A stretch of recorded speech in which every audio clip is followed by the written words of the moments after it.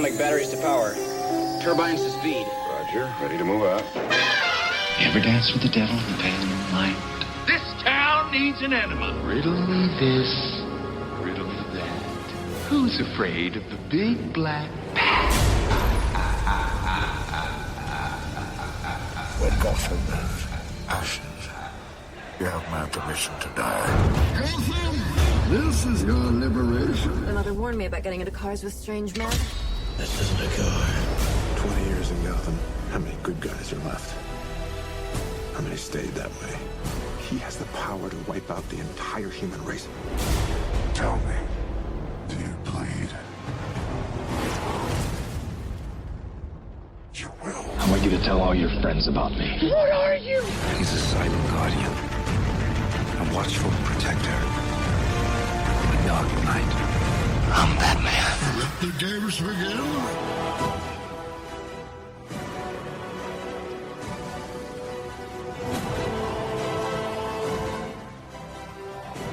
Welcome to the Batman on Film podcast. Here are your hosts, Bill Jett Ramey and Rick Shue.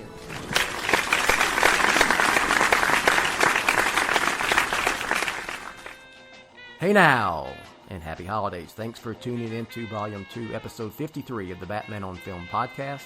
BOF is the sponsor, as well as a proud member of the Batman Podcast Network. Check out all the shows at BatmanPodcastNetwork.com. If you would like to advertise on the BOF podcast, go to advertisecast.com/the Batman on Film podcast. I am the host and founder of Batman on Film, Bill Jett Ramey.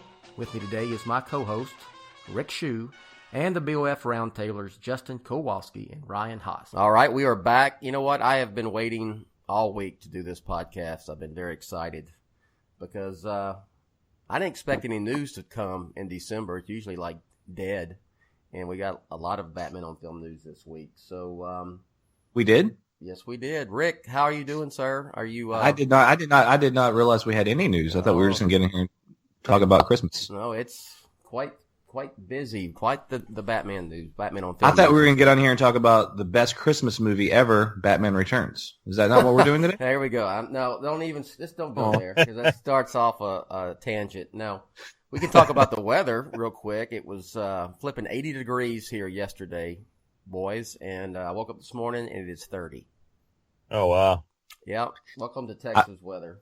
Well, and you know what? Houston was not quite as schizophrenic as Dallas because in one afternoon, I swear to God, like yesterday, it was like today's weather is high of 76 and low of 4.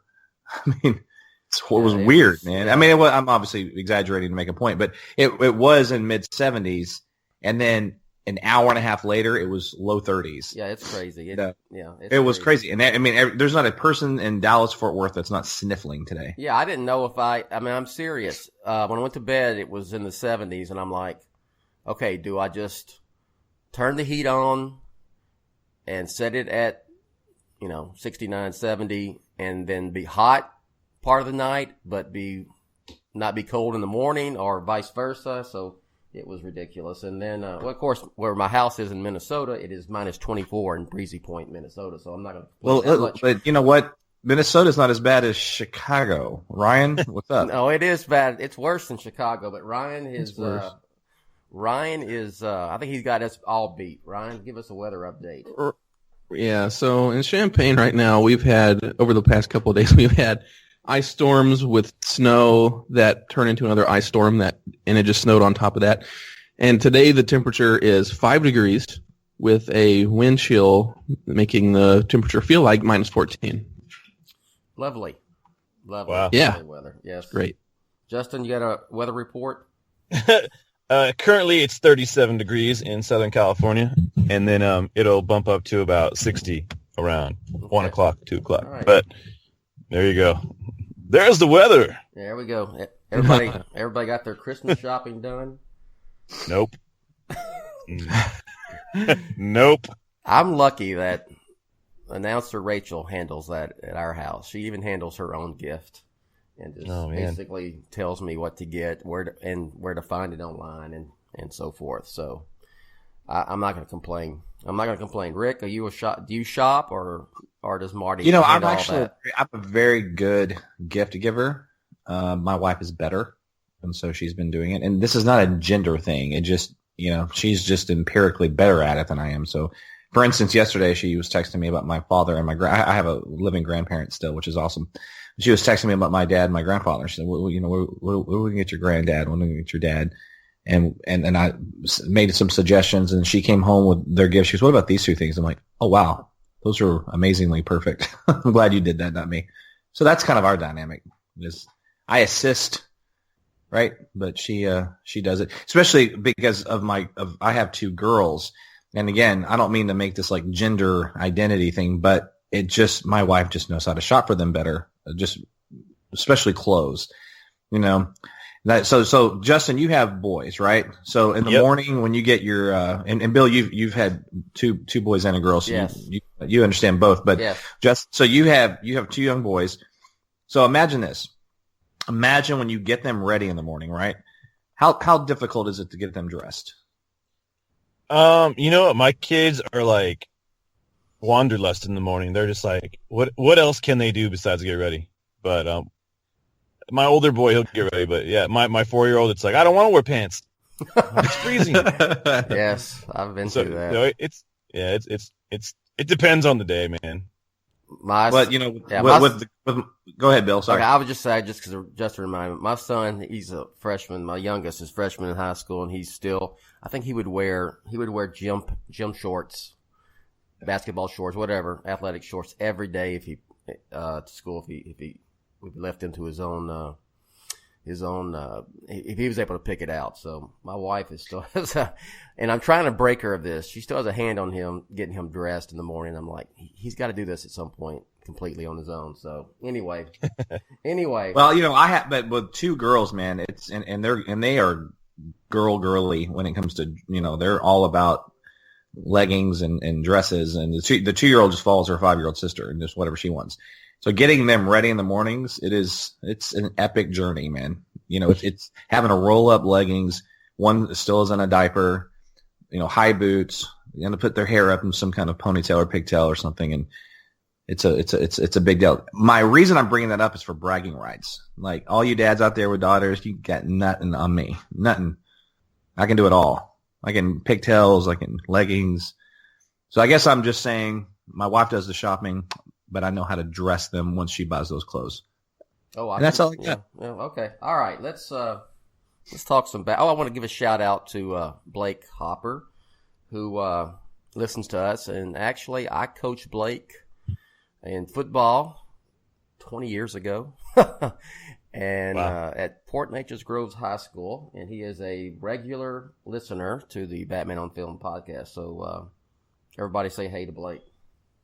Hey. All right. So, as I said when we started, there was a little bit of Batman on Film news that broke this week.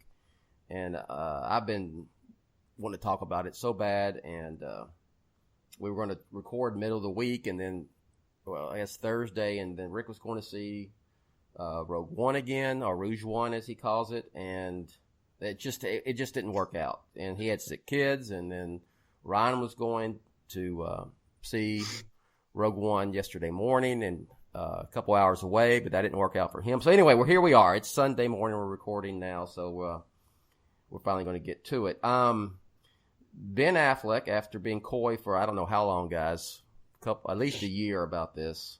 But does anyone not think that the moment he was cast that he wasn't going to direct a solo Batman film and be in a solo Batman film? That was kind of a given, right? Right. Yeah. Okay. Yep. So he's actually, in my view, almost more of an accomplished director than he even is an actor. I would say I would agree with that, and screenwriter as well. Right. But he's a fine and he's actor. good. He's a good actor. Yeah, I don't mean that. He's a good any actor. Disrespect. I'm just yes. talking about. Yeah, that's a compliment. It is. I mean, it's a compliment. I know you did too. He finally has confirmed that the Batman will start shooting this coming spring, 2017. And which likely means that who was it? Was it Greg Silverman from Warner Brothers has come out and said that the Ben Affleck film is going to be released in 2018. And we have been speculating that since they moved Aquaman to October of that year, that the Batman will take its July 2018 release date. So, I mean, are you shocked that he finally admitted it? Or I thought he may wait till after Live by Night came out completely and he was done with the press. But Ryan, were you shocked or just think, okay, finally he's telling us what we already know? I'm glad that he finally admitted that. Yeah. What everybody else has been saying for a while, that we're going to shoot in the spring. When just the day before he said that, he was like, "Oh well, there's still a script, and if we do it, we'll do blah blah blah." But I guess he was just so tired of people asking, and I guess the way that the Variety article, this is a Variety article where he confirms it. Mm-hmm. It seems like he was just doing some press, and they asked him if he was going to begin shooting in the spring, and whatever he said, the article just says, Affleck indicated that he expected the film will begin shooting in the spring, and his actual quote is, "We're on the right track with that, and everything is coming together. We're still finishing up a script. I'm very excited." So that's all the quote is, but the article says that, he said that they were. I mean, if they are... Well, go ahead, Rick. No, I was going to say, let's go back just a couple of steps for just a moment, if you guys don't mind. And let's revisit the quote that he said 24 hours or 48 hours prior to that. Because to me, that wasn't just him playing coy. I sort of took that as more of a... Because like a mission statement almost. Yeah, exactly. Because when you're playing coy, you're just that you're coy. You're ambiguous and you dance around the question and what have you. And quite frankly, the answer that he gave 48 hours before that, or 24 hours, whatever it was to me a little bit more definitive than just someone playing coy. It was like, look, here's the situation. We don't have a script yet. Basically, I'm paraphrasing the hell out of this, but this is basically what he said. We don't have a script yet. I'm not going to do this until the script is ready. I am not one to believe that I have to follow some kind of guideline with a studio and there's some sort of release date that I have to arbitrarily get to. I'm going to do this when the time is right. And that's how I interpret it. And that's basically what he said. I'm going, okay, wow, that's great. It's also a little bit of a bummer because that probably means that he's not really pleased with the state of affairs right now. And then 24 or 48 hours later, you know what, we're ready. It's like, well, I think we're there. What do you think, Justin? He has to be was trying to deflect because he wants to focus on Live by Night. And finally, I guess he just said the heck with it, Yeah, just to get it out of the way. It's like, okay, stop asking me about it. But, he sounds pumped. He said he's very excited. He says that they're right on track with everything. Everything's coming together. We're still finishing up the script. I'm very excited. So sounds like he's pumped for this. And even what you tweeted out, I think this morning, Bill, about him saying, no amount of money in the world will, make me do a Batman movie the wrong way. I mean, I'm paraphrasing, but it was basically that. And he's still, I just trust this guy to do something good. Absolutely, yeah. And when he's ready, he's ready. But it sounds like he's about to be ready. It just sounds like, let me give me the time to promote other stuff. And I'm doing Batman. I promise it's going to be awesome. But I also got some other things I want to talk about, and here it is. Here's the date. I'm starting in spring. Leave me alone. Yeah. And the one major thing that did give me a little hope, even after that initial quote, which I did buy into, because again, I thought it was a little bit more definitive than just playing coy, was the fact that he released a Deadshot video. He tweeted that. Oh yeah. That's a big. That's what I've been. That's a huge deal. Yeah. So here's what he said. I had posted this morning. He says, "I'm still working on the script." How many times has he said that? But here's the good part. I'm not going to write and direct anything that I don't think is good enough to be made. I'm definitely going to make sure I have something that is special. There's not enough money in the world to make a mediocre version of Batman worth it. And my favorite part of his whole war cry behind this, and it wasn't in that particular tweet or whatever, but it was in, I guess, and Ryan, correct me if I'm wrong, but I believe this was in the Vanity Fair article, that he said, or is it Vanity Fair or Variety? I'm sorry. Variety. Variety. That's who he spoke to. Variety, Variety had an article, and then he did that question and answer interview in front of an audience with the New York Times. So it's kind of been right. amalgamation of all that stuff. The coolest part to me is when he said, listen, I'm following this is called the paraphrasing podcast. We're not giving official quotes here, but the gist is all there, people. But he says that I realize what I'm up against. Chris Nolan, Tim Burton, Christian Bale. I've got to make something that they would be proud of, to follow in their footsteps. Notice he didn't say Joel Schumacher, but which is interesting because Batman Forever is better than Batman Returns. But anyway, but I know he's talking about the original Batman. He's talking about the Dark Knight trilogy, obviously, and I just thought that was such a classy move to bring all those names into the equation. You know what I'm saying? I dug that. I thought that was great, and you know that he means it because he is.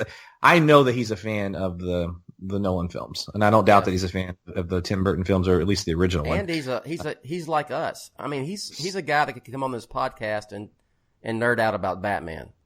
Oh, he's absolutely. that kind of guy, you know. And by the way, you're gonna get him as a guest on this show at some point, right? God Almighty, I wish I could. Hell, I tried to get Chris for years, but that didn't happen. So anyway, so the Batman's gonna be shooting and here shortly. So I here's what I wonder, and I want all y'all's thoughts, and Rick especially, because I know that he liked the way Chris Nolan shot the Dark Knight trilogy. You know, he did everything for real as much as possible. And I got a question for the mailbag I'm doing for Batman on Film about how much do you think Affleck will alter the aesthetic and so forth from Batman v Superman and Justice League for his own solo Batman film. And my thing is that I said, well, number one, Ben Affleck is going to do exactly what Ben Affleck wants to do. He's not going to do what DC Film wants him to do or Warner Brothers. He's going to make the film he wants to make, and that means aesthetic, that means story, everything else. But he had a huge hand when they were working. When he took the role of Batman, he had a huge role on how Batman looked, how Gotham City would look, and so forth, because, you know why? Because he was going to end up doing a solo film afterwards. So, Rick, I'll start with you. How much do you think he's going to change the aesthetic? Do you think he'll shoot a lot of the film on location, a la Chris Nolan in the Dark Knight trilogy, or do you think he'll do a Zack Snyder and do it on sound stages? What's your whole thought about that? I think it'll be a healthy hybrid of the two. I mean, listen, the aesthetic is not what's wrong with BVS. No. It's beautiful, the film, the way it looks. Yeah. I don't think there's anything wrong with the way the film looks. The way it's executed is probably. I think we're talking about it. Gotham City's not going to be like from Batman 89 to Batman Returns different, or from Batman Returns to Batman Forever different. You know what I mean? No. Not at all. I think the sequence where he shows up in BVS to steal the kryptonite from the Russian hitman. You know what I'm talking about? Mm-hmm. Yeah. That first of all, that whole sequence is badass. And it's one of my favorite parts of that film. Would be the KGB, sir. The KGB. Did I say? What did I say? The Soviets? No, you said it right. I'm just telling you, it was the KG Beast. Oh, the KG Beast. Yes. Specifically, yes. Thank you. Touche. Anyway, that sequence, first of all, is great. It's very well shot. I love it. I feel like that could be lifted out of that film and placed into a Ben Affleck solo Batman film. It's really hard to really answer that question because we have really no idea of the overall aesthetic of Justice League yet.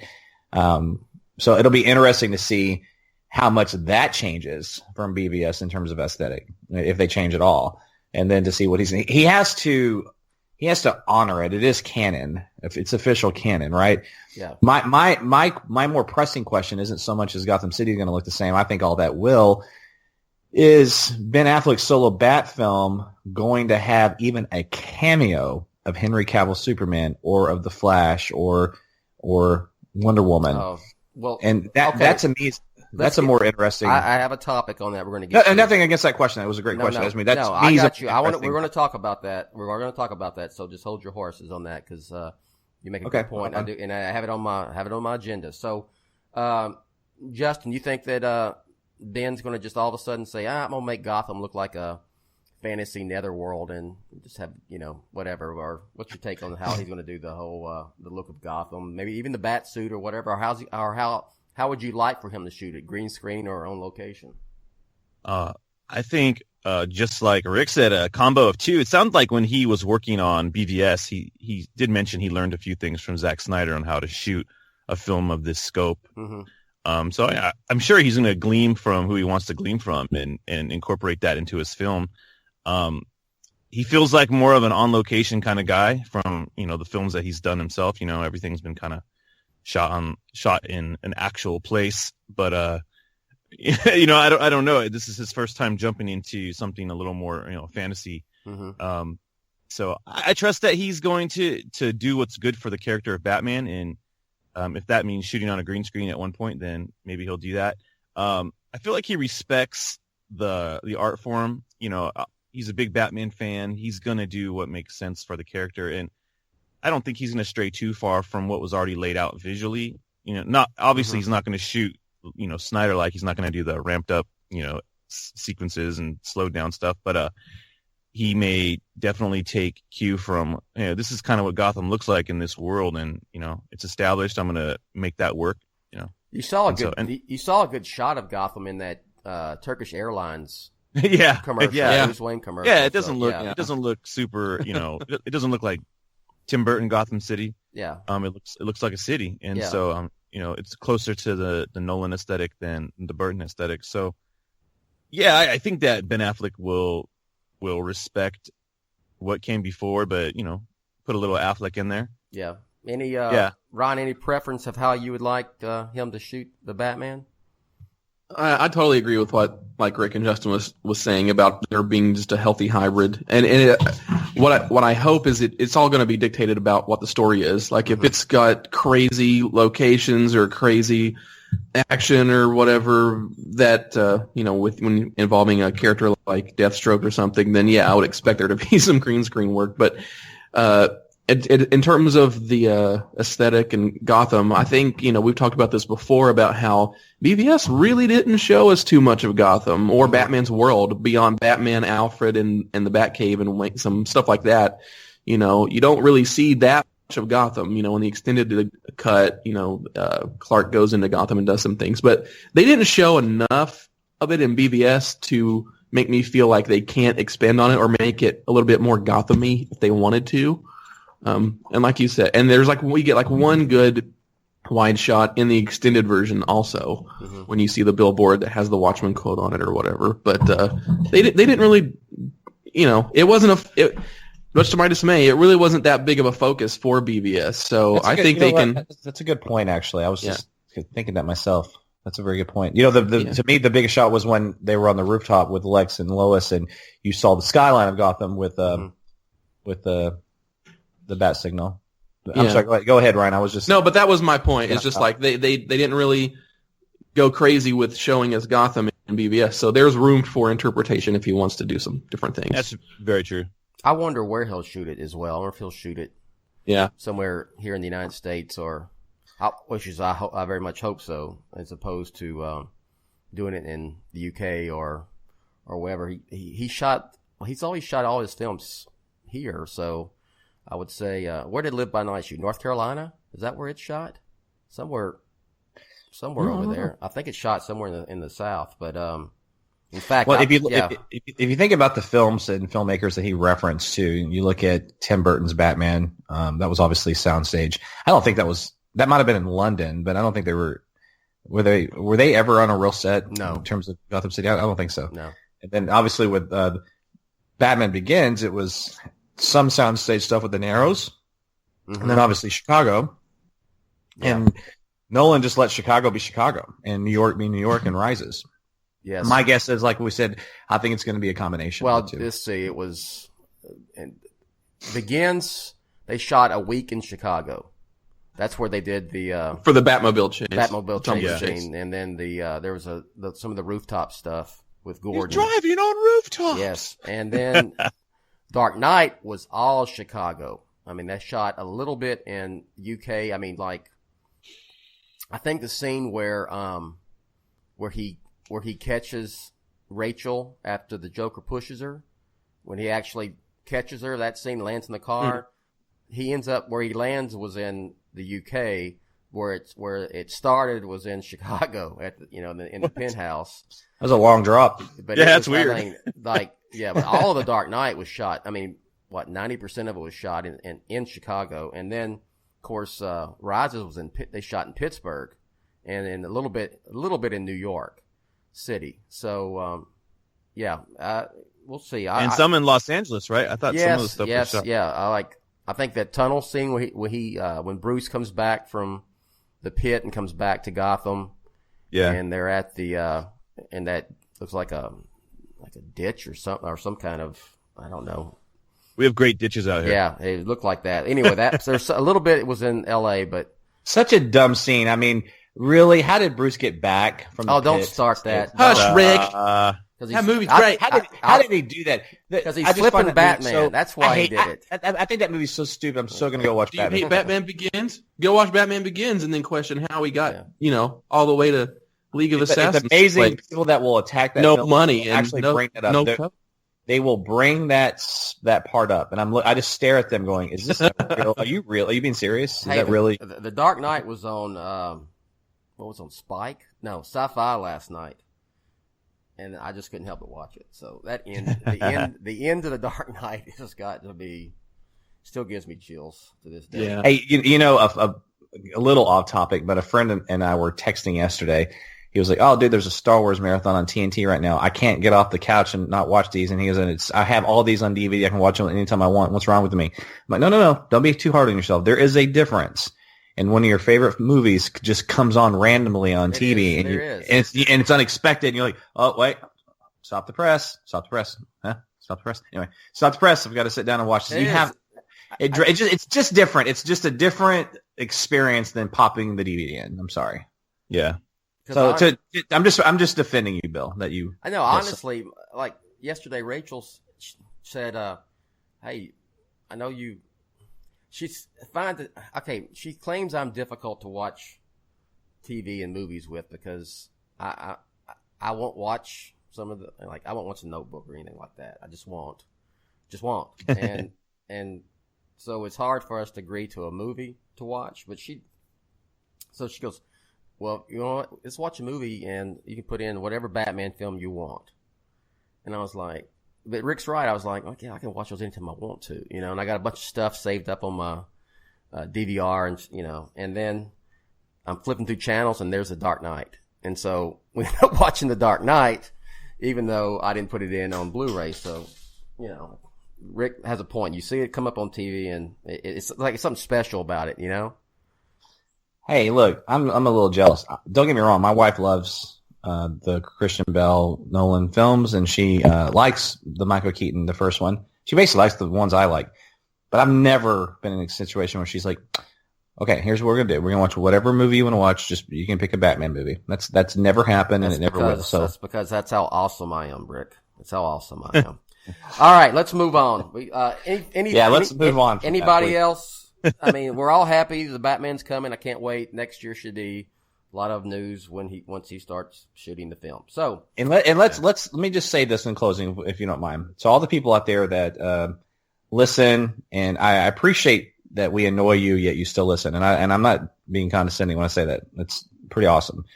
You hang in there with us, even though that this whole you think we're Nolan cheerleaders and we hate Zack Snyder and all that stuff. You have any idea how excited the four of us are for Ben Affleck's solo Batman film? It's like off the charts excitement. Is that fair to say? Yes. Everybody on the panel? Yeah. Off the charts excitement. Just want to get that. I want to just kind of push that and get that on the record. We are off the charts excited about a Ben Affleck solo Batman film. Next topic. Thank you. All right. Well, we're not going to stray far from Batman because it was also revealed this last week that David Ayer and Margot Robbie will be returning for, I guess it could be a kind of sort of sequel to Suicide Squad, or I guess more of a spinoff, right? More of a spinoff? Anyway. Yeah, more of a spinoff. Yeah, it will be titled Gotham City Sirens, and will feature, of course, Margot Robbie as Harley Quinn, reprising her role from Suicide Squad, and also Catwoman and Poison Ivy. So what we got here, boys, is another Batman family film.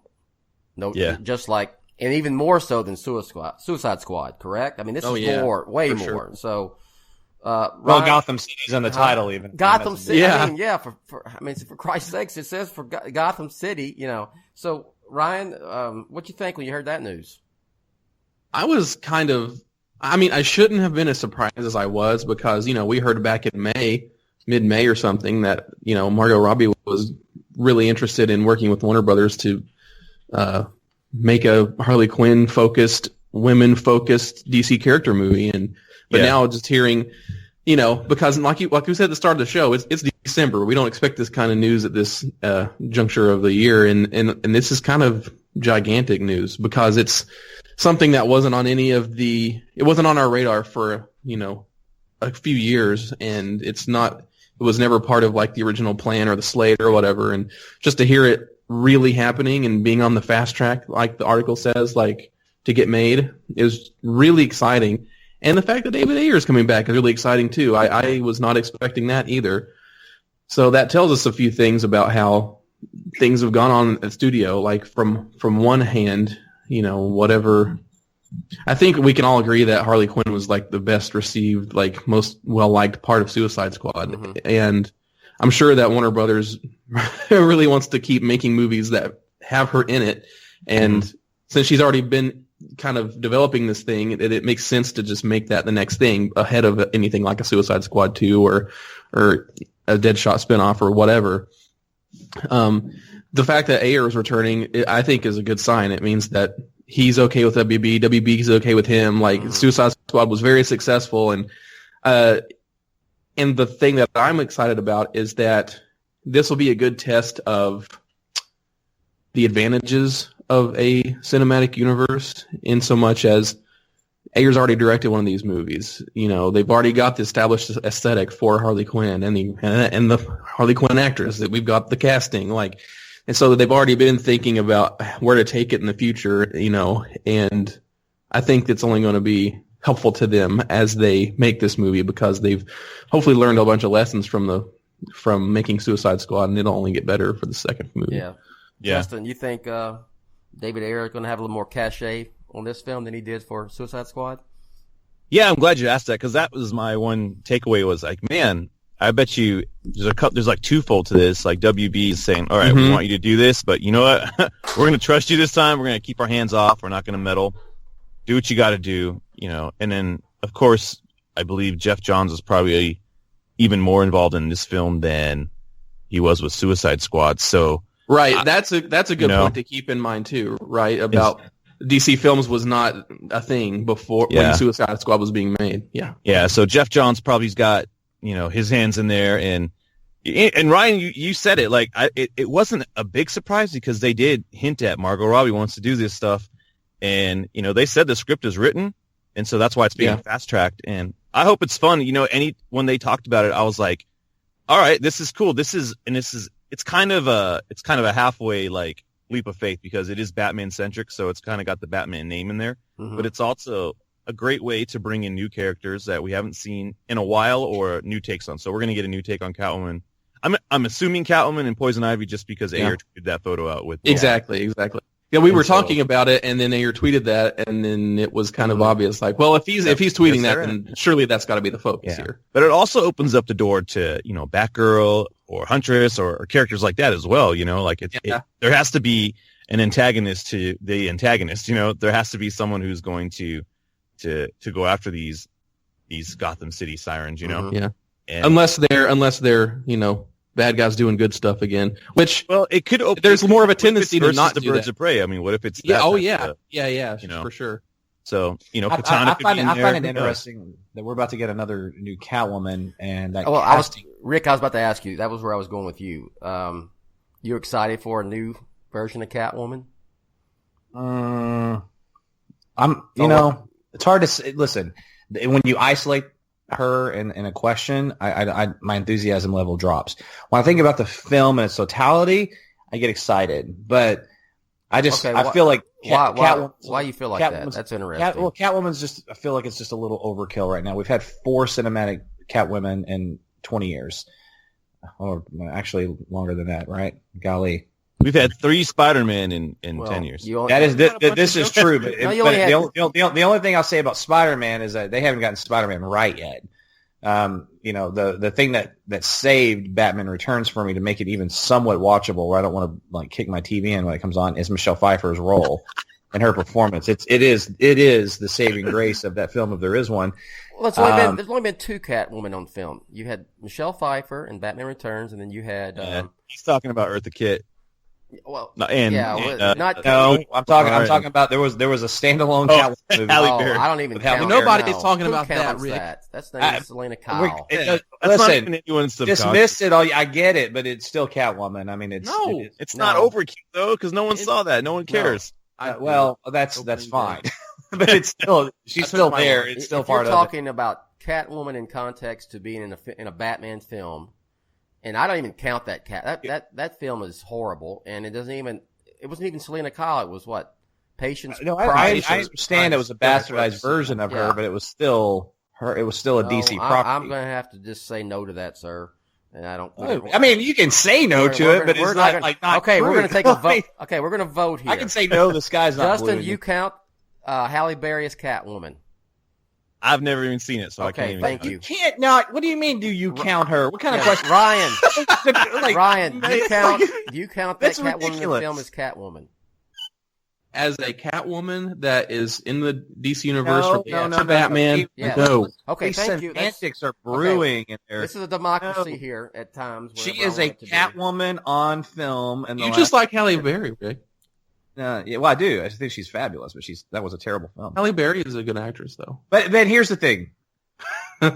I was not. Listen, if I could accept another Joker so shortly after Heath Ledger's Joker, I can get down with another Catwoman. Yeah, right? Thank you. It's There's no reason for them not to try. You can't.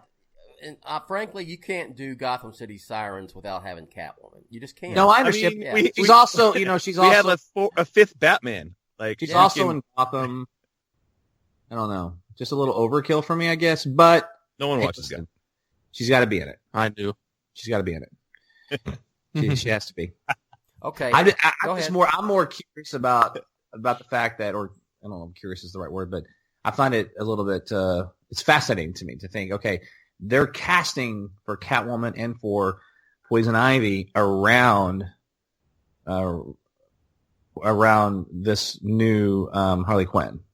Mm-hmm. And to me, there's something about that's fascinating because they have to juxtapose Margot Robbie with whoever they cast, and she's so dynamic in that part, and she chews up the screen in every scene she's in Suicide Squad. She is phenomenal in the role.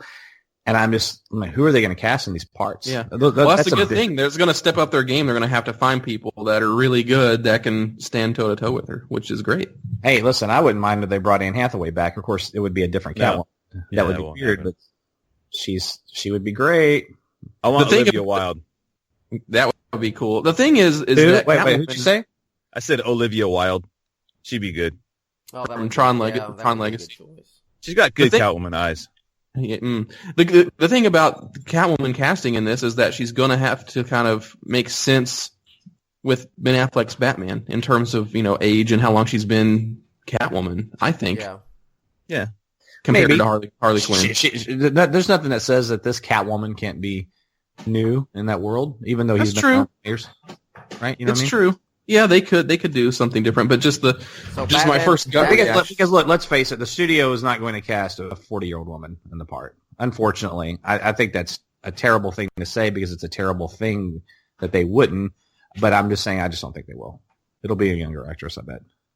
Her, yeah, probably. And it sucks because women get the short end of that stick. You just pissed off the 5 women who listen to this show, Rick. Hey, no, I would think that the 5 women that listen to the show would understand that what I'm saying is that's the sad reality of Hollywood, and I hate it. So it's not. I understand. I'm not passing judgment on that. I'm saying that's just the state of affairs. The good thing is like if you think about it, in the last couple of years there has been kind of it's not as uncommon to see 40-plus-year-old women in these huge action roles. You just look at next year, I think in January alone, we have a new Resident Evil movie and a new Underworld movie with both Mila Jovovich and Kate Beckinsale, and they're both over 40. That's true.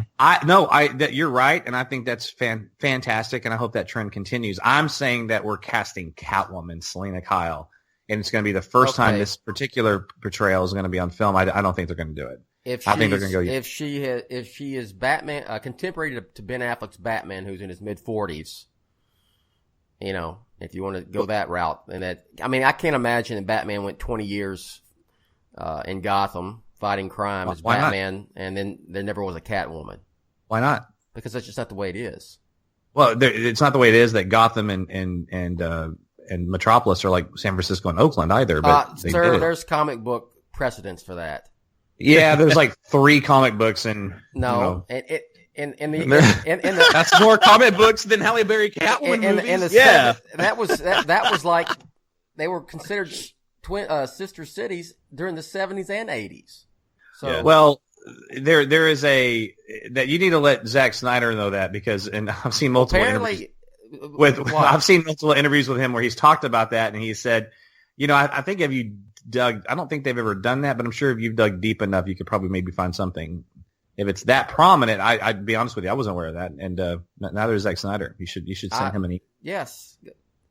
My point is this: Hollywood's not going to cast someone in their 40s. Unfortunately, if they do it, I think it would be great. It would make sense. I don't think they're going to do it, and I bet it's a younger Catwoman, and it might even be a brand new. Selena Kyle might just be coming into Bruce's life. Okay. My point is I don't find any reason to think they wouldn't that this Batman couldn't exist for 20 years without her. I don't think that matters. All right, everyone that Rick has offended, please direct your venom. I'm talking about the tweet state of at affairs in Hollywood. I'm not talking about my his sexist. If they let me very cast sexist views, I would say cast a woman in her mid-40s. Damn it, and she can be Selena Kyle, and she's been around for 20 years. I would personally do that.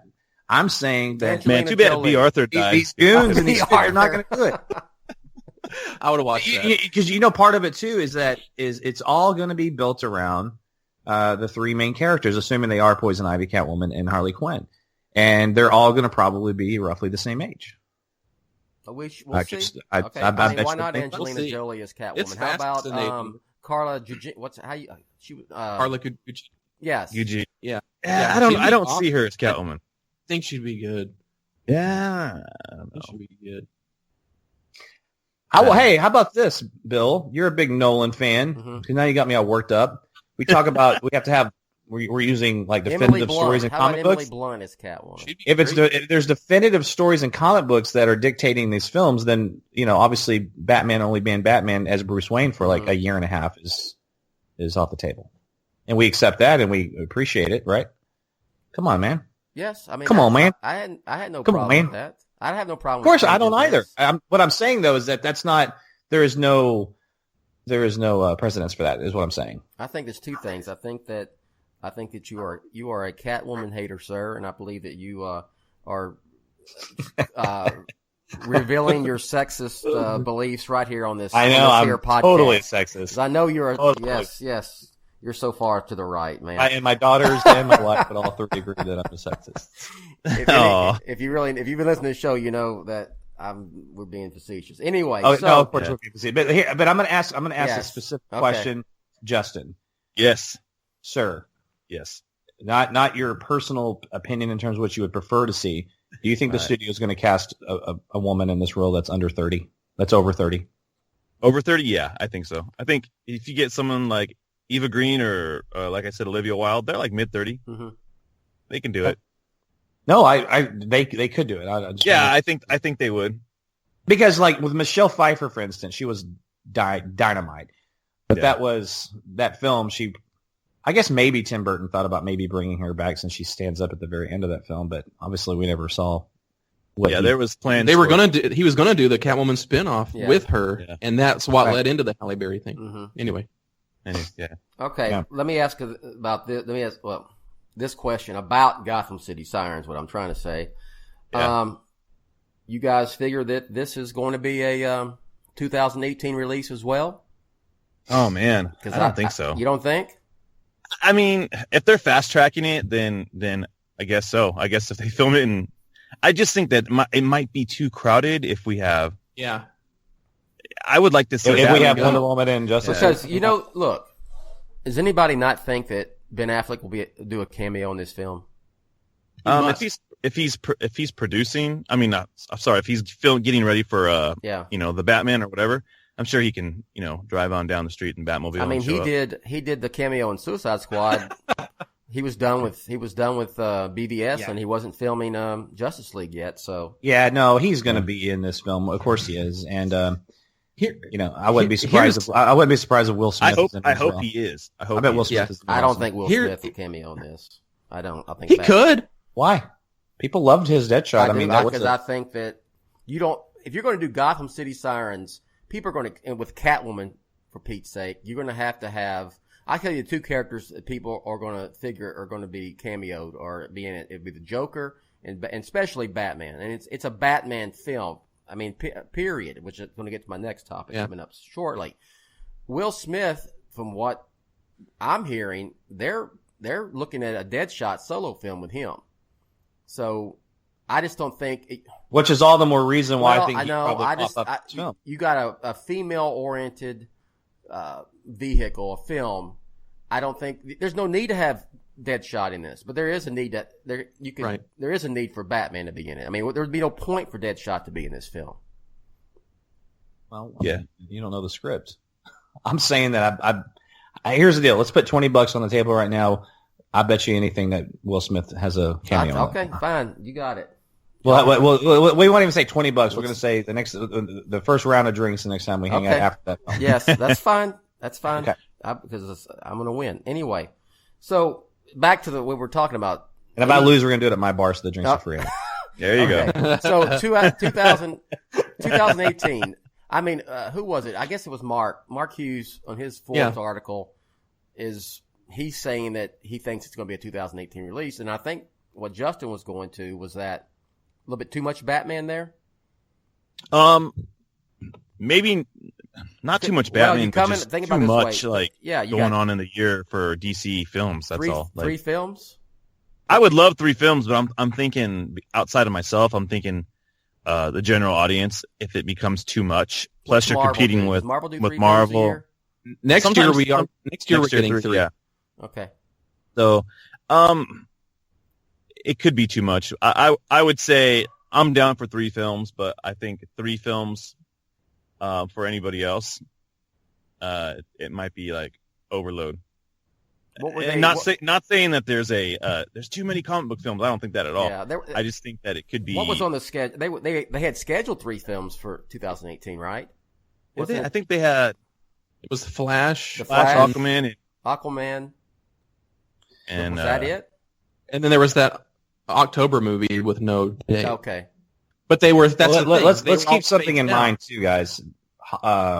The world of cinema, movie theaters, movies in general, they're hurting, man. They're not making money. Mm-hmm. The studios are making money off Star Wars and comic book movies, and that's basically it. Mm-hmm. There's a few hits here and there that are. So these aren't going away, and so I don't think it's out of the realm of possibility. I think there could be 2 or 3 in one year. We had BBS and Suicide Squad basically back to back. We're gonna have Wonder Woman and Justice League basically back to back. I bet we have Gotham City Sirens and the Batman back to back. Is there a Star Wars movie in 18? There's a Star Wars movie every December for the next 7 years. Every December. Okay, so every December.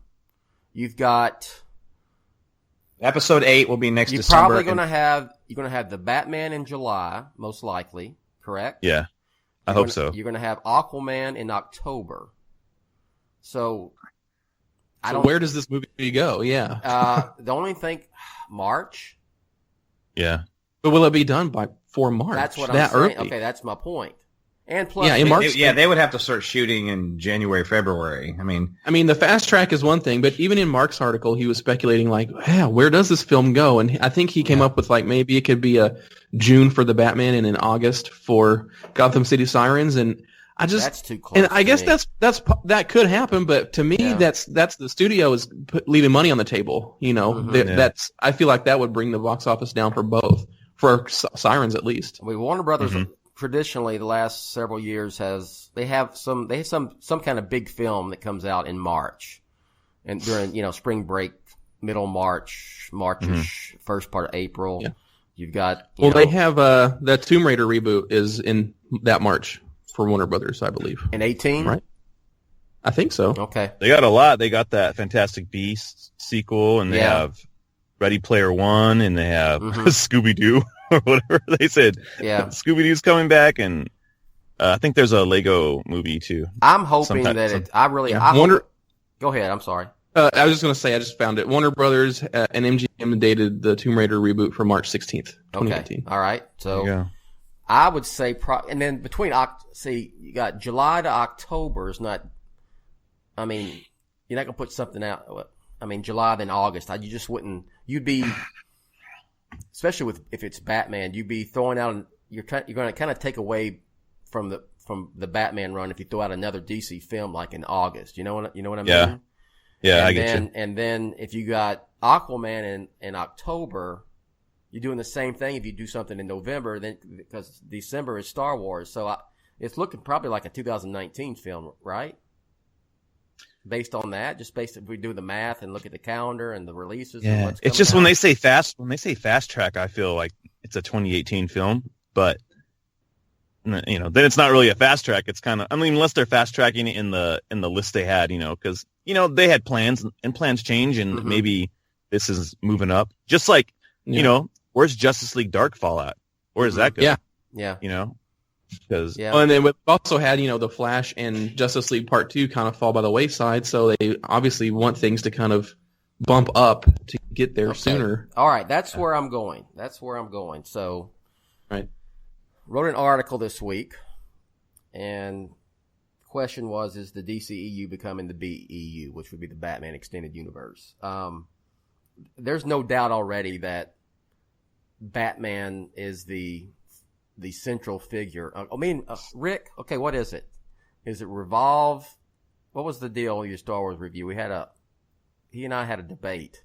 Well, you don't know what an idiom is, Bill. Yes, I do. Revolves around the Death Star. You revolve? No. I'm gonna bring it to the panel again. I submitted my. Hey, by the way, Can you revolve on my something? review, and I said the film centers around. The film centers around such and such. Can and he's you like, center you around can't something? center around anything. I'm like, Bill, it's a figure of speech. People say it's an idiom. He's like, no, it's not. No one ever says it. I'm like, no. I didn't say that. That's not what I said. Okay. What did you say? I said you can't center. I'm not trying to put words in your around mouth. I'm saying something. why you're in front of me. Can you center around something, Justin? Can you center around something? Yeah, you can make a plan based upon a central character or idea. Yes. Okay. That's a common phrase, Bill. It centers around something. It's just a common phrase. You're being too literal with it. I am being literal. I'm a literal person. But I know, but it's a phrase. It's an idiom. My wife's very literal too. Sometimes I get in trouble. You can't center around something. Whatever. But anyway, the point is, I'm going to use. Okay, let me put. Here's the question. Moving on. Okay, Rick, you're right. Okay, you're right, sir. I'm going to concede. Okay, I'm conceding. So this means we're going to get.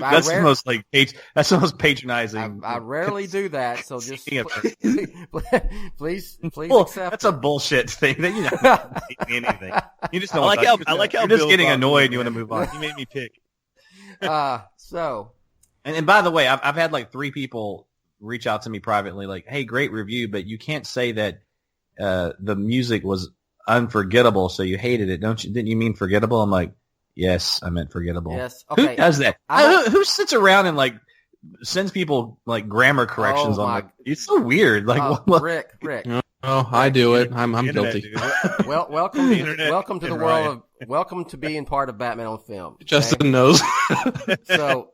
Well, no, I mean, listen, people that mean you make a political point on a blog or something, you better have your T's crossed and your I's dotted, man. Okay. People will. So then get back after I did apologize to Rick and concede that publicly that he was right. So we already know that the DCEU centers around Batman, right, Rick? I don't know. I don't think you can center around anything, but I do think that Batman is the central. Oh my God! I think Batman is the central person. Yes. And it centers around Batman. That became for sure. Here's what they asked me. When I got questions. Well, when did this happen? I said, I'll tell you when it happened. It happened the moment they put Batman in the Man of Steel sequel. That's when it happened. That's exactly when it happened. Okay, that's when it happened. Yeah, it happened when Man of Steel did 600,000, and they were like, okay, we need Batman. It happened when the title for Man of Steel 2 was Batman versus Superman. Exactly. Yeah. But it's becoming more. It's becoming more Batman focused. So I'm not saying that all we're going to get is all DC films from now on are going to be Batman universe films like Gotham City Sirens and Suicide Squad and Suicide Squad 2 and so forth. Although you could make a case, there's several. The Batman universe is so rich and with characters and history and mythology. You could do I can't think of any other DC character, maybe besides the Green Lantern world, that you could do a film universe with that, with that particular character or characters. So, Rick, back to you. So, you said you agree with me on that point. Is it becoming the BEU in a way? The Batman extended universe? Yeah, of course it is. Of course it is. And I think why? The way you tell me why? Why is it? It's that green stuff that makes the world go around. What's it called? Okay. What's that stuff called? Yes, cash money. Money? Yeah. Yeah, whatever that stuff is called, that's why. Because Batman's a cash cow. And that's the bottom line, right? And to expand on what you just said, who has the best villains in comic book history, has some of the best characters, period, in comic book history. And, I mean, you could have a film called Cobblepot, and it be some kind of mob type film. Oh, man, I want to see that movie. Just call it Cobblepot. I mean, seriously. Yeah. You could certainly have a Joker standalone film. You could have a Nightwing film. You could have a prequel in the early days of Batman with Dick Grayson. It's endless what you can do with this universe. And I mean, look, we're about to have Gotham City Sirens. I didn't see that coming. Mm-hmm. Like I didn't see it. I knew they were going to do something with Margot Robbie. And what's the reasoning behind it? What's the reasoning? Number one. Well, the main reason is money. Yes, we got that. But besides that, yes, it is. But it's because Harley Quinn was a breakout character, right? Yep. Right. And then she happens to exist in which world? Batman Sector, the DC universe. And I can see more of this happening. I can see, I mean, I had a question for the mailbag. Let me throw out to you guys. Hey, listen, not only that, now that this universe is intertwined, I don't think we probably won't get a Batman cameo in Wonder Woman, although we might. There is one. There's a Bruce Wayne cameo. And is that confirmed? Yo. In the trailer, he's got, she's looking at Wayne letterhead. I mean, right. But I didn't know he was actually physically in it because there's that I can't confirm, but that's what I've heard. Okay. Well, okay, cool. Well, then he is. Let's just assume he is. Then assume he is. But Yes. that's even that. Like, she's her own character, but now that it's intertwined with Batman, they'll have him in it. And then if he is in it, I promise you, at some point he'll be in the marketing of the film. He'll be. Yes, that's my whole point. I would hate for that to happen. He doesn't need to be in the marketing for Wonder Woman, but I think I don't know if they could help themselves. Yeah, that's a great way to put it. If he's in there, they're going to use him because they can't help themselves because it's Ben Affleck and it's Batman. And so does he show up in Aquaman? Yes, probably. Okay, so but why? I mean, I know why. But that's getting to the whole point. Put it to you like this. Can't Aquaman just be Aquaman and be its own movie without, why do you have to insert Batman or Bruce Wayne or Wayne Enterprises into it? Ben Affleck's Bruce Wayne is about to be Robert Downey Jr.'s Tony Stark, man. But even more. He already is. Okay, he is. But I'm saying it's even more so. Just it's not going to not. But it's that, y'all. It's that, but you couldn't do a series of Iron Man universe films. You couldn't. Maybe what? War Machine? Oh, man. Or not His world does not go deep. Not like Batman. Okay? So I want to see a Pepper Potts. That's a good way to put it. You could do it. I mean, it's War Machine. What else has he got besides War Machine? I mean, really, you could do a spin-off. I'm not Happy Hogan. Oh, okay. I'm not trying to Whiplash. bag on Whiplash, jeez. But look, think about. Here's a question I got from the mailbag. I wanted to bring up to you all. Someone said, "Do you think they could do a Gotham Central movie, a police movie?" And I went, "Hell yeah, they could." And I went, "Okay." I said, "Okay, how are you going to do that?" I said, "Here's the trick. See if y'all agree with me here. If you do that, people are going to expect Batman in it. Can you do it without putting Batman in it?" So I'm saying, so you do a movie just like, say, Seven. Think some other great cop movies. Training Day. Serpico. Golly, I mean, Serpico. Give me what's a great cop movie? Did you say Heat? Is Heat a cop movie? Heat. I bet there's a lot of heat. There's a lot of heat in The Dark Knight. Yeah. Let's see. I just had The French Connection. Could you do a film like that?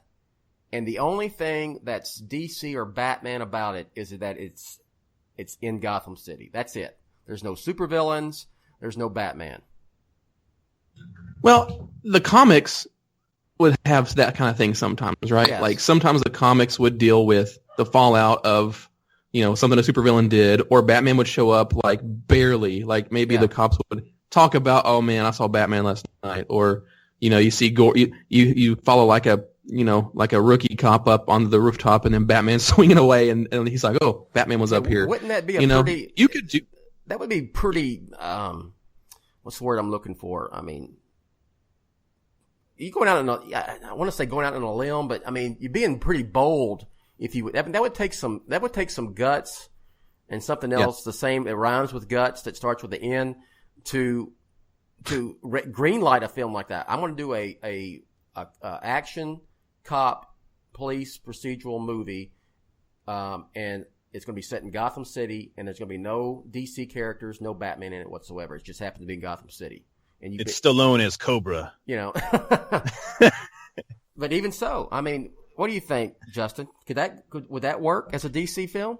I think it could work. I just think audiences would be disappointed that Batman does not show up. Exactly. Like the teasing, it's like, "Oh, Batman wasn't in it." And so once you say Gotham City, you're already inferring Batman. And I think, so that may work if they release them close to each other. Like, hey, okay, then I'll see Batman in 2 months or whatever. But I think the characters are strong enough. I just think there's an assumption on the audience that Batman will be a part, and then they get disappointed, and Batman wasn't in it, it sucked, and then you have a whole other. So cross the fingers for Affleck to show up, And, what do you think about that, Rick? And what other? I mean, we can all just discuss what sort of films could you have that are quote unquote Batman films, but with other characters? I mean, Catwoman, Robin, Dick Grayson, Nightwing. Well, I mean, come on. Yeah, I mean, I alluded to that earlier. Yeah. Absolutely. For sure you could. I mean, it's endless. It's absolutely. And to the cop movie thing, I think there'd probably be ways that they would approach these films that would probably inspire more people to come see them and make more money. I don't know if that would be something that would be necessarily a cash cow, but they could do it in a gritty fashion where it's not as a big budget film as Dog Day Afternoon set in Gotham City. Yeah. That's it. Well, and also depends on our new Commissioner Gordon and how that's received. And they absolutely could. I mean, look, you could take The Dark Knight and you could have taken Batman out of it and readjusted the script and still had a great crime story. Mm-hmm. A film much like Heat comes to mind, and a Michael Mann type of film. So I think, in a sense, The Dark Knight was kind of that anyway. It could have been, I guess, is a better way to phrase it. So yeah, they could do it. Would they do it? That would be a very bold move, But studios are taking bold moves right now with some of these films. They're getting a little experimental. I mean, we'll talk about Rogue One next week, but look at that. That was a bold film. There's no big stars in that film. Vader's barely in it, and it's not a Skywalker centric story. It's a standalone. That could have not worked really easily, right? And so I think that in itself too. I think people will be looking at Rogue One. So what do you think is going to happen? Will we have more films like Gotham City Sirens? Will we continue to have Ben Affleck show up in a cameo in some of these DC films? I think that he's the new Tony Stark. Okay, So I think he's going to be in everything. Are we ever going to see the Flash movie? Yeah. If Justice Eventually. League works, we will. You know what? What if they wait for the show to run its course? No pun intended. And then that's when the Flash movie comes out. Because we're in season 3 of the Flash. Maybe there's 2 years left, and then by that time the Flash hits the theaters. Do you think really that? I mean, think about it this way though, Justin. I'm just playing devil's advocate here. Yeah, I mean, for sure. how many? The majority of people who who go see the Flash movie probably don't even watch the Flash TV show. You know what I mean? Yeah. I don't think they care about that, the TV show. Yeah, I mean, I don't even watch the TV. No, show. I don't mean that. I don't mean that as why they won't put it out. I'm just saying, like right now, it doesn't seem like it's coming out 2017 or 2018. I don't think they have much confidence in that project. I mean, that thing's been in development for 15 years. I think the Flash comes out before Shazam comes out because I haven't heard a word about that. Yeah, you know, and that's I think it's kind of its own thing. It's not even part of the DCEU, even though I know The Rock has suggested it. But I mean, it's New Line. It's under New Line and not Warner Brothers and so forth. Yeah. Well, that New Line guy's coming over now, though. Yeah. So who knows? Yeah. I don't even know if that'll happen the way that it was originally planned. I think if they do it now, it's going to have to be in the DCEU. Yeah. I mean, before they said it wasn't, but I don't see how they do that now. Yeah. I would agree. I don't know if we're going to get that. I firmly believe that we're never going to get that Justice League core movie. I just don't think it's going to come to fruition. So, all of this is contingent on what happens with Justice League. All of it. I mean, and that's the thing. Yeah, because think about it. You've got Justice League, okay, and then the next year we have Aquaman, which they're pretty stoked about, it seems, which is going to be cool. I'm excited for Aquaman, actually, myself. Yeah, and me too. I'm not being sarcastic, Yeah, and like Momoa is great and all that. So I think they're pretty confident in that. But then we've got the Batman, and then if somehow Gotham City Sirens also comes out, that's like 2/3, heavily relying on the Batman sector. And then they kind of wait to see how Justice League works and which characters are liked to make sure which movies they move forward with, or not even just which movies, but more so of how they move forward with them.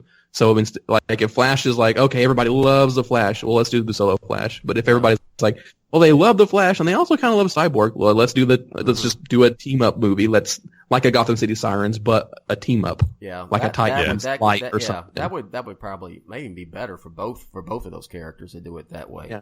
Yeah.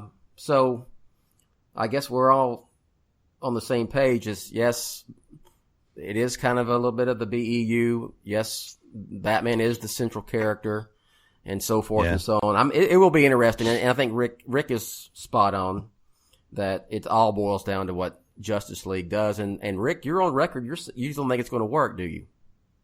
Justice League? Yeah. I would be surprised if it does. I hope it does. Make no mistake. I would be. You and I have said this. Lethal if that film works. But what I will say, what is good news, is one of my biggest fears, and I've talked about it a lot on the show, is that I was afraid that if Justice League didn't work and it received poor reviews and everything, that Affleck as an artist may just pull out of this and say, you know what, I blew this shot at Batman because it was a part of this universe that's just not being well received. The good news now is that Batman's going to happen regardless. Mm-hmm. Now I know that that's going to happen regardless. So that's a really good feeling. It will help. It doesn't mean that it's a get out of jail free card. Justice League should still work. It better work. Yeah. But let's just say it doesn't, which I'm afraid it probably won't. At the very least, I hope it's just on par with the way these films have been received so far and not worse and not making less money. But regardless, it's good to know that Affleck is moving forward with his Batman. And if Justice League doesn't work, obviously that's just going to make his work even that much more important. Yeah. I mean, WB doesn't have any other options. I mean, This is a huge IP to them. Yeah. I think that if Justice League doesn't work, meaning it doesn't make $1 billion, it's at least going to make, it's going to make at least Suicide Squad money. Mm-hmm. I don't see it not making that. I really don't. And so they're committed to the DC universe, and I think they're going to try everything, and that's what it looks like. That's what Gotham City Sirens is. That's a try everything kind of move. Like, well, let's try Harley Quinn and her own deal. That's not a safer bet, arguably Yeah. a safer bet than Suicide Squad. Definitely. On paper. Definitely. And so, I feel that Warner Brothers is committed. And I see what you're saying, Rick. I think Justice League is going to be I don't think it's a safe bet anymore, but I think it's definitely going to clear $700 million. I think it has to. It's got that They'd hate it. I mean, it's got to do what, $1 billion to get. It's got to do Justice $1 billion League 2. If it's it gotta doesn't do $1 billion. billion, yeah. Yeah, to stay the still, course, it's still it worth does, making to them. I mean, the DC universe is still a proper. They don't have Yes. anything. They got Harry Potter, and that movie didn't even do as well as they thought they were going to do. Okay. The Fantastic Beasts didn't hit the numbers. People thought, well, that's going to be the number one movie. It's going to be BVS and Suicide Squad, and it didn't. So I think DC is still they're going to rest on that. That's their tentpoles is Lego, It's their Batman. 2 highest grossing movies of the year. Yeah. DC movies. So Lego, Batman, and what was it? Is in the Harry Potter universe is what they got. Disney has. Lego, DC, and Harry Potter. Let me go ahead and finish up. And No, I'll I was going ask to say, y'all so something. I feel, to close my thought, I think they're invested in DC. They're just, I think now that, once Justice League comes out, we'll see really what their plan is, because that's the last, Snyder, involved. I know Jeff Johns was involved in it, but like the clean slate starts after that. And there's but if it doesn't work, there's no Flash film. Probably not. Because nobody. Because you know why? I think so. It's still a character that has an IP to it. I still think they go about it. It might be a different way. It might be a different actor, but there will be. Or a like Flash I was film. saying, a Well, team up. that's a whole different conversation. I'm talking about in the confines of this universe, there won't be a Flash film. There won't be an Ezra Miller Flash film if this film doesn't work. There's always I Batman. I could be wrong, but listen, Yeah. they're looking at Jason Momoa and they're like, we have a star on our hands, and there's something very special about this guy, and there is. Yeah. He's a star, and then same thing with Gal Gadot. She's a star. These other characters and these other actors playing them, they have to have some sort of launching pad, in my view. And if All they right. don't, All right. gonna work. Let me ask you. And this is related. Okay, I tweeted this the other night, and then that got my old friend FJ DeSanto fired up. Oh. and when we went on a Twitter exchange. That was funny. Oh, I read that. It was fun. And let me. He didn't get my point. I don't think. I'm gonna see if y'all get my point. My point is, I said, the Avengers is it's how do I word it? The Avengers is just as guilty of the state of the DCEU right now as Zack Snyder. Do y'all understand what I was trying to say there? Because Yeah, you were saying that it kind of preceded that everything yes, has to be connected. yes, that Deal. they I think. because of the Avengers, they had to have Justice League, and they put the cart before the horse, and that's why you have a lot of the mess that they're in right now. And Rick, any thought? I mean, what do you think? Am I just off my rocker like FJ thinks, or is there something to it? I'm actually, I'll be honest with you. I lost my attention there for just saying. I'm actually on the Twitter page right now, going through these exchanges, reading them in real time. Would you rather have a bunch of unrelated DC films, or just have And I love you.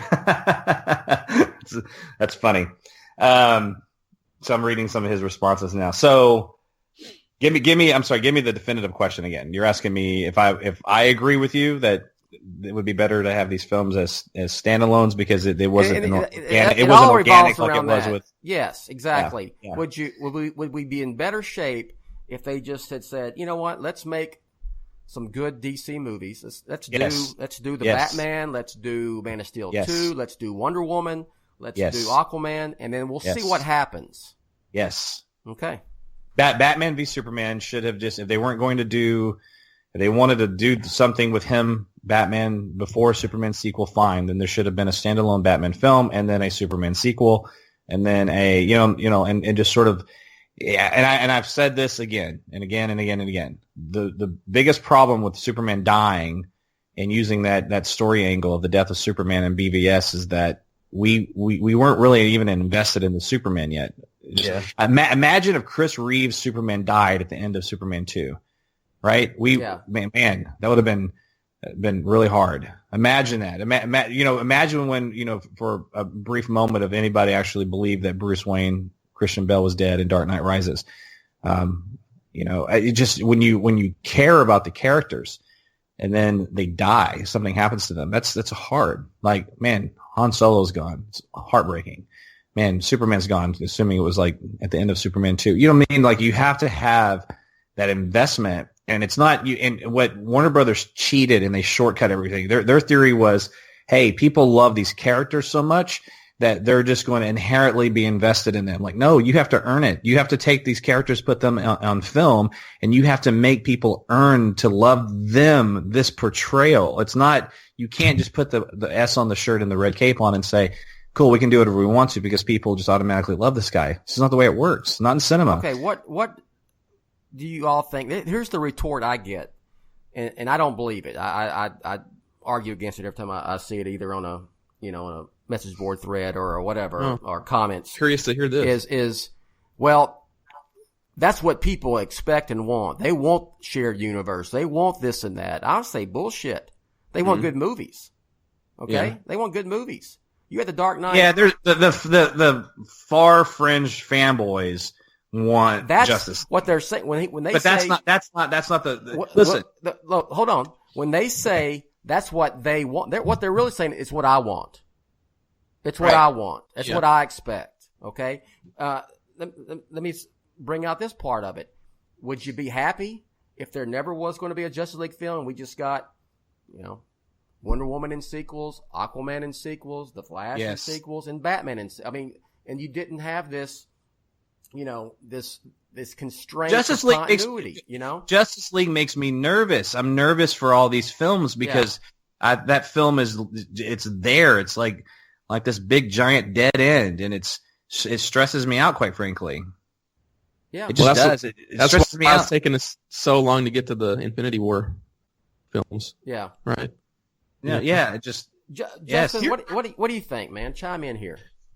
Yeah, I'm just absorbing. Would you be happy if there never was going to be a Justice League film and they were just a bunch of good, really good DC films that were helmed by really good filmmakers? Well, here's the thing. I want really good films, but I also want Justice League. Mm-hmm. I want them to. I mean, that's what I grew up on. I grew up on them being together, and I get the argument for separate films, but man, I've always wanted to see them team up. Like, even there was a movie in the late 90s I saw. It was called The Paper, and Michael Keaton and Christopher Reeve were both in it. Yeah. And I was like, that was as close as I got to Batman and Superman teaming up. And I've always wanted to see this on film. So I think my answer is, I get what you're saying. Yeah. You know what I'm saying? I want to see them together. I think that when they come together, there's different parts of the characters that come out. But I just want good DC Universe films. Let me frame it this way. You want good DC Universe films, period. Whether it's Justice League or Solo, if they can do it with Justice League, you'd prefer that. Okay, I think that's a great answer, and quite frankly, I agree. I like the difference between, and I'll admit it, between Justin and I thinking he says it's something I want to see, and then where me, I'm like, I don't care for that, and that's cool. Right, but I understand. I understand exactly. I'm not saying, I've never said there shouldn't be anything DC on film, but I've never said that, I just, I think I do agree, and I know I'll get killed for it on email. I don't care. I agree with Chris Nolan when he told Warner Brothers, make as many as you want, but don't force them into a shared continuity because it's stifling to filmmakers and to the film and creativity. That's all I'm saying. That's all. And here's the thing. I understand that. Yeah. I understand what he's saying right there, because for him, Nolan doesn't want anyone to say, okay, but you got to put, Flash in here. Mm-hmm. And he may say, no, that's not what I'm going for. Exactly. I completely 100% understand that idea. I think the difference with you, Justin, when you saying, I want to see that, you also can say at the same time, or see that, you don't have to have a Justice League film. You don't have to have a shared continuity. I want that personally, but you can still have good films that are successful without having that. 100%. Okay. All right. Yeah, I totally understand that. So that's where that's the difference between you and these fanboys that say, "Oh, that's what everybody wants," because that's what Marvel does. That's what everybody wants. That's what they want. Ryan, any thoughts? Yeah.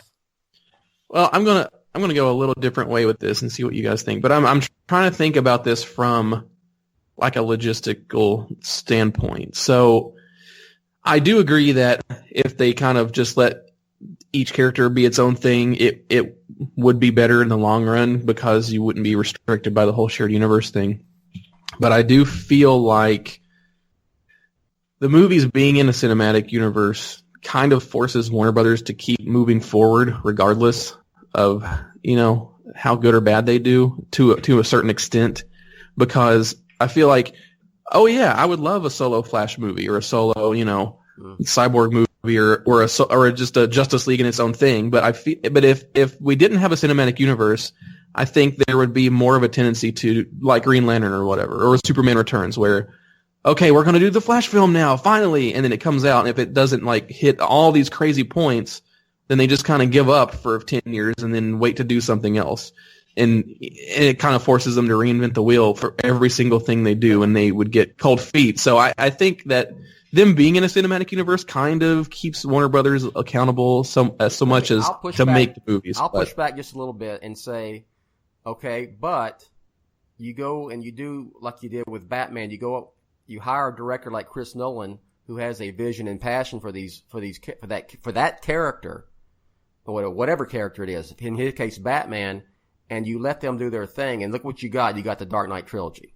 Yeah. Who says you can't do that with Aquaman or Green Lantern? Which I was really hoping that film would start a Green Lantern universe of films. Quite frankly, so.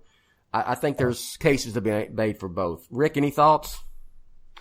No, I mean, look, I go back to Man of Steel, and I think, if that film worked, we would not have had when I say worked, I don't mean how we personally might feel about it. I'm talking about the way it was received, reviews, and even the numbers it did. We wouldn't have had a Batman v Superman film. I think if that would have accomplished what it was supposed to accomplish, these would have been spaced out more, and but when it didn't quite work, and then they said, okay, we got to put Batman in now. And Bill, I know that we have a little bit disagreement on this. I still don't think that Man of Steel was made. I think it was made with the intention of an expanded universe. I don't think those Easter eggs are in there just as winks. I think they were in there as. I would say this. But regardless of that, okay, real quick, if it $1 billion and had great reviews, we wouldn't have had Batman v Superman. Not that early anyway. All I want to say is once it got to the point while making the film where Nolan pretty much had pulled out because he was making The Dark Knight Rises while they were filming Man of Steel. Yeah. That's where that came from. The conception of that film was it was going to be Batman Begins for Superman. That was his intent. And so forth, and there's not a plethora of cameos or winks and nods in man. There's some Easter eggs, but it's not something that's you say, oh, it's going to lead right into this because BBS is forced. And that leads it comes back full circle to what we were talking about. When did it become the BEU? It became the BEU the moment that they decided to put Batman in that film into the Man of Steel. And let's say what the whole title of that movie is: Batman v Superman. The Dawn of Justice. Yes. Like everything was not just about Batman, it was about the shared universe. It's coming. About Batman, which is the first word in the title, and then it ends up with that subtitle, Dawn of Justice. So right. Man, Superman gets screwed, doesn't he? He just yeah. There should be a Man of Steel dies. too. I mean, it just does. All right. Yeah. Great conversation today. So, Rick, let's plug some stuff. Look here. Let's save which villains are we for next week. We're going to do a true end of year podcast. Is everybody cool with that? Yep. Yeah. Okay. Unless right. a bunch of news I'm even out. going to make Tom a villain. Okay. Me too. I got a good one. Okay. He said that he's Bat. All right, Rick. You go first. Plug some stuff. I want you to plug your Star Wars review, and you can even tell me how the screening was you went to in Houston, and who was that dude photo bombing you, man, on your picture? Well, at first I just had a notification from Mark Hughes. I wonder what that's all about. Maybe his ears are bleeding that we talked about him earlier. Anyway, so my thanks to Bill, I got to go down to Houston last Monday and to see Rogue One at a press screening. It was really cool to represent Batman on film. I wish I would have had some swag, but it was neat because I was sitting there talking to some people, and there were a variety of different online personalities there. But there was a professor of journalism from U of H and one of his students, and that was cool. And anyway, it was just a neat experience. But it was fun when I said I'm with Batman on film, and like 3 people went, "I love Batman on film." I was, "Oh, really?" Like, "Yeah." "Oh, you do you guys do those podcasts? I love the show." And I was like, "That's fantastic. Thank you." It was really neat. Like cool. Nobody like, else. I hate Rick Shue. No, yeah, right. You bastard, you Nolan, fucking Jeffrey Lyons. You're not a Batman fan. You're just a Nolan fan. I'm like, no, really, I don't even like most of Nolan's movies. Anyway. Here we go again with that. I forgot about that. God, I think it's important. It's relevant to that accusation to say that. I do like most of his films. Are a Nolan hater. Which film do you not like? Okay, let's all not do of them, but the Batman was one he doesn't like. So it's up a can of worms. Listen, I want to hear which Nolan film do you not like? But so many of his films are underwhelming to me. Okay. Okay, name one. I want to know. Including that 4-hour overwrought space drama with Matthew McConaughey. Yeah. Okay, I'll be with you on that one. Okay. Yeah. And you know what? I will too. That movie was nonsense. But Inception is awesome, man. Yeah. Yeah. Inception, okay, go ahead. Why'd you start on this tangent, Rick? That's going his off best on film tangents. outside of Memento and the Dark Knight trilogy is Inception. It is. Okay. I agree with that. All right, it's all great. right, go ahead with your story. So anyway, moving on. But back to bringing that full circle. We hate you, you Nolan loving son of sack of shit. But we had a really cool response, and we were the only ones in the group that everybody went, or not everybody, but people responded to. Everybody's like, I'm with such and such and such and such, and everybody just went around in a circle. When I said Batman on film, we actually got a reaction. It was neat. All right.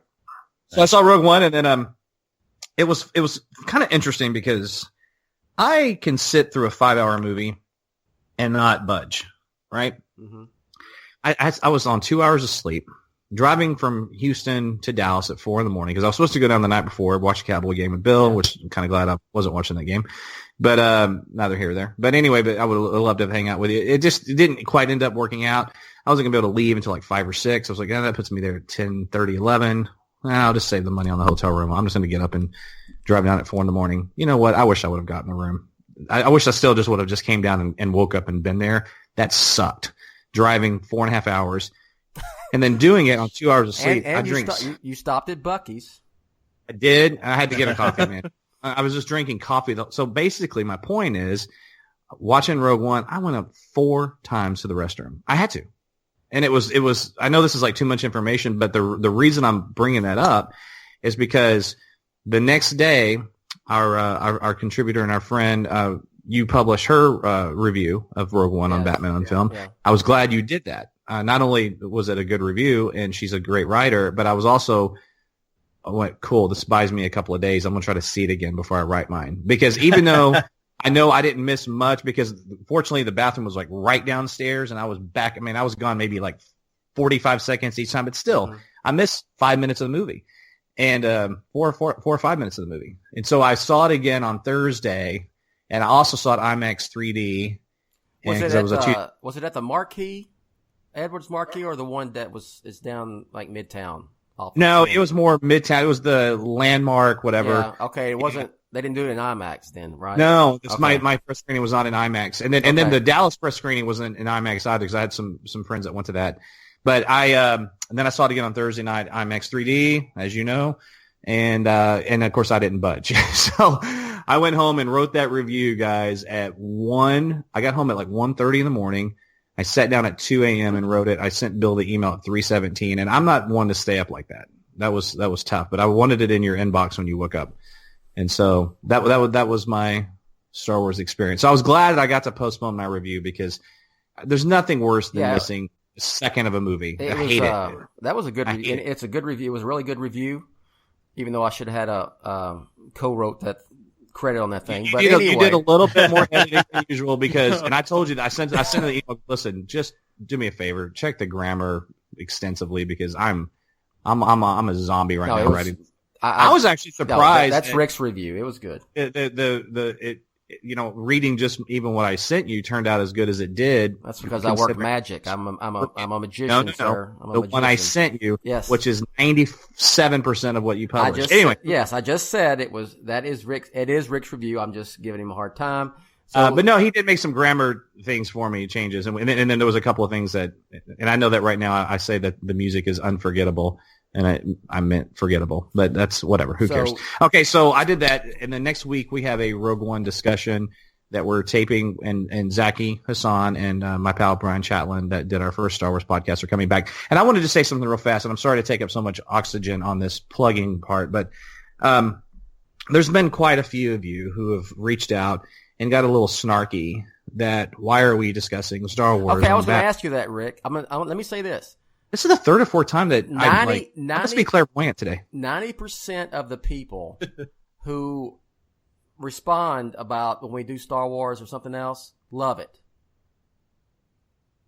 There's this real minority that, what's the deal with that, man?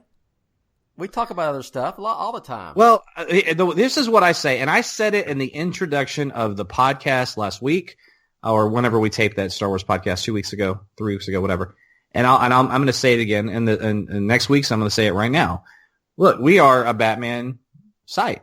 The thing is called Batman on Film. Now, that doesn't mean that we can't talk about books or animation or comics, because we certainly do.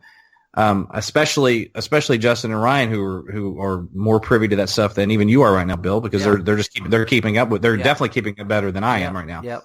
And, so I'm grateful for those guys to doing that. So we can have a strong presence of current comic books on our show.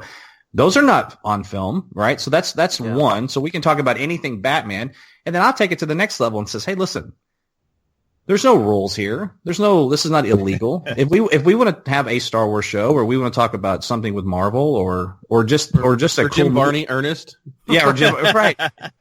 I'm serious, cares? Dude. Like, if you either like it or you won't, and I respect that, scroll past and say, no, I like 98.8% of their stuff when they're talking about Batman, but this offshoot stuff I could care less about. That's cool. I respect that.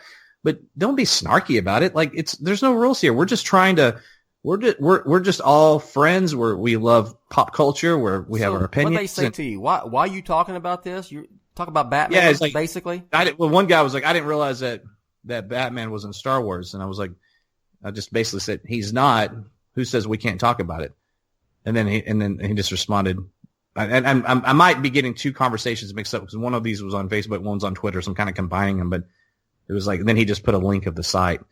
I'm like, and question mark, like, so what, dude? Wow. Like, if you don't want to hear the Star Wars chat, don't listen to it. Exactly. Goodness, it's not that big of a deal. We're just having a little fun, and we're branching out a little bit, because listen, we all can talk about Batman 9 hours a day, every day, right? But sometimes news is a little slow, and I don't see any reason why we can't fill it with even if it's not slow. You know what? I'm gonna make a point. I feel like I'm making you're right. I just kind of inadvertently made an excuse. F that. Because we want to. We want to talk about it. End of story. Hey, when a cool movie comes out, let's do a podcast on it, just to rub it in those guys' faces. Let's do a podcast on Sex and the City. No. Anyway. Nope. No. All right. Anything else, Rick? Follow me on. Okay. Read Rick's Star Wars review. Yeah, read my Star Wars review. It is spoiler free, and there's even some news out there that it's disappointing that so many people are talking about certain things already publicly. I don't even get into the specifics of that stuff. So if you're avoiding like the news, sorry. What's that? Sorry, Ryan. Yeah. No, I'm good. The news altogether, then and you're safe reading my review. And you liked it. I gave it an A-. I liked it even better the second time. It's currently my fourth favorite Star Wars film. It's actually better than The Force Awakens and Return of the Jedi. All right, and it's better than episodes 1 and 2. And obviously. You guys will talk about that in detail next week on your Rogue One. Rouge One. Empire Strikes Back, Star Wars, Revenge of the Sith, and Rogue One. Those are my top 4 Star Wars films. All right, nothing else you want to plug? Shoe Rick, Twitter, and follow the Batman on Film, BOF Facebook page, Shoes. Follow our actual Facebook page, subscribe to us on YouTube, all that stuff as well. So just be sure to do that, guys. If you're following us, be sure that you're not just sort of blindly following. So what I mean by that is help us if you don't mind. We really greatly would appreciate it, because Bill has the page set up as a public page so you can see it, but make sure you actually like the page. Make sure when you're listening to things on our YouTube channel, subscribe to the channel. Actually really follow us on Twitter. Don't just like catch us in retweets. That it just helps us to build a bigger audience, and we want to do it organically. We don't boost posts. We don't promote. We just don't. And but we would love to have your support. All right. Thank you. And so that Rick's contact information, remember, if you were put off by Rick's sexist comments he made earlier, please direct them to those. Yeah. Send them to getoveryourself@juno.com. All right, Ryan, what you got? Oh, if you've made it to this point in the podcast, listeners, you are awesome. So, you follow me on Twitter at SMB_Ryan, and follow our pals at the Rob and Everyone Loves a Drake, Tim Drake podcast on Twitter at ELTD podcast. We did a really sweet Christmas episode a few weeks ago, and it's going to be up shortly, and I'll let everybody know when that's up. All right. Justin, shoot, sir. Yeah, you can hit me up on Twitter at J_Rocka. And actually, I would love to see people's Batman ornaments. We were doing that the other day. Yeah. With the hashtag BOFtree. Only one person posted, so if they didn't see it. I gotta get that. That Adam West one was awesome, man. Yeah, it's a great one. It's really good. It's based on that Life. What was it? Not that magazine cover. Yeah, Time. Life. It was Life, wasn't it? Yeah, it was Life. Yeah. And back in the 60s. My wife's great for letting me. Our whole tree is pretty much superhero Batman tree, and I have a really cool Darth Vader ornament. Yeah, I posted about 2 weeks ago when I put everything up. So, yeah, I love doing Christmas ornaments. So yeah, do that. We should have a Let's Go episode coming out this week.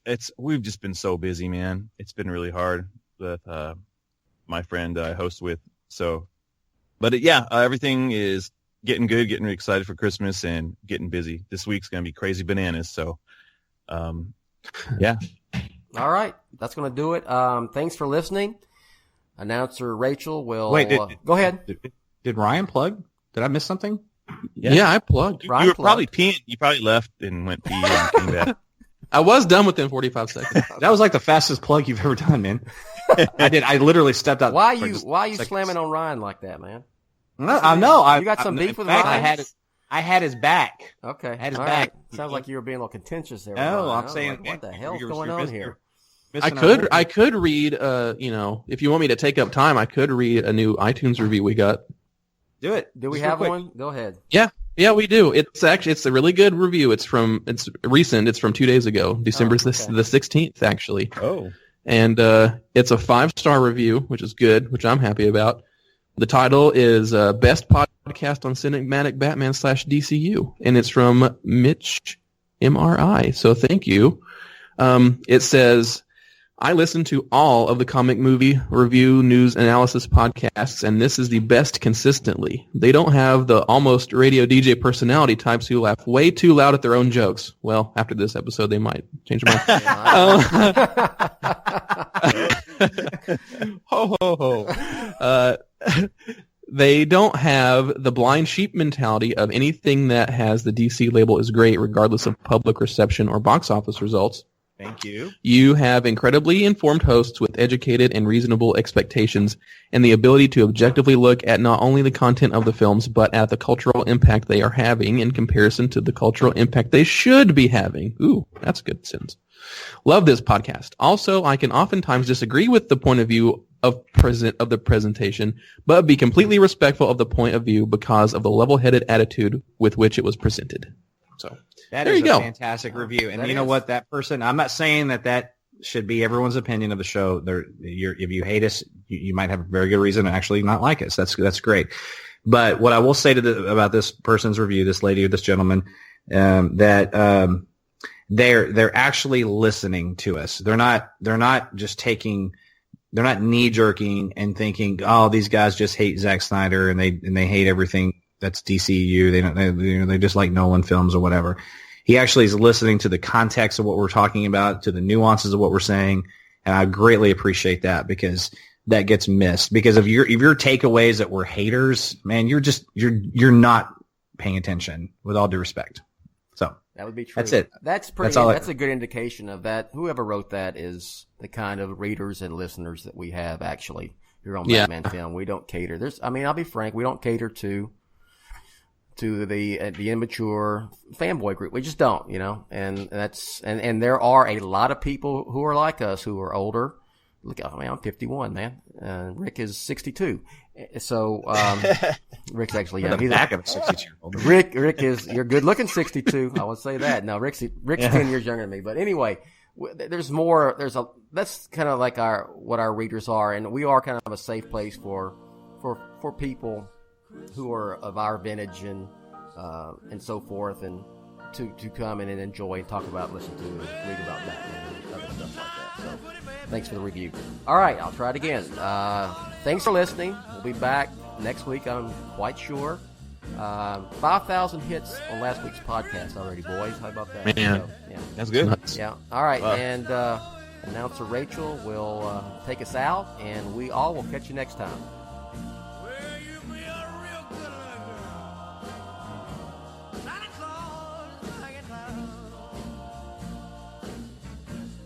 Hey now! You've been listening to the Batman on Film podcast, a proud member and the sponsor of the Batman Podcast Network, BatmanPodcastNetwork.com.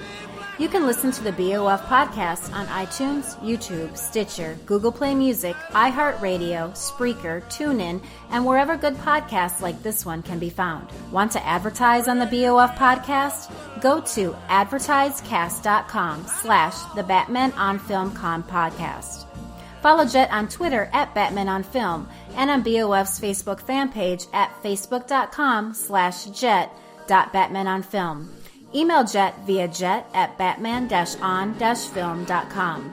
Follow Rick on Twitter at ShoeRick and on Facebook at facebook.com/BOF-Shoe.